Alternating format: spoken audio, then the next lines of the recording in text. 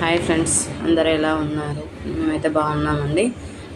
మా చెట్టుకైతే ఒక్కటే బీరకాయ కాసింది. అది ఏం చేయాలని చెప్పేసి పచ్చడి చేద్దామని చెప్పేసి ఒక బీరకాయను పొట్టుతోటే కట్ చేసాయండి. అది ఫైబర్ ఫుడ్ కదండి, మంచిదండి. అందుకనే పొట్టుతోటే కట్ చేసేసి ఎండుమిర్చి, ఉప్పు, చింతపండు వేసి మిక్సీ వేసాయండి.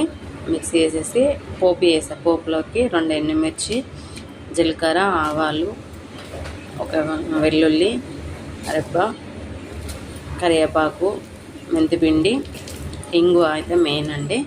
కొంచెం పసుపు వేసుకొని మనం మిక్సీ వేసిన పేస్ట్ ఉంది కదండి, అది ఇందులో వేసేసి ఉడకనివ్వాలండి.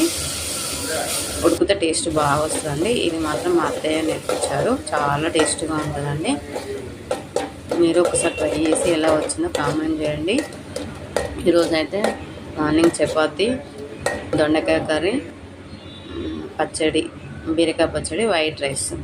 ఇంతే అండి మా ఇంట్లో. Thank you.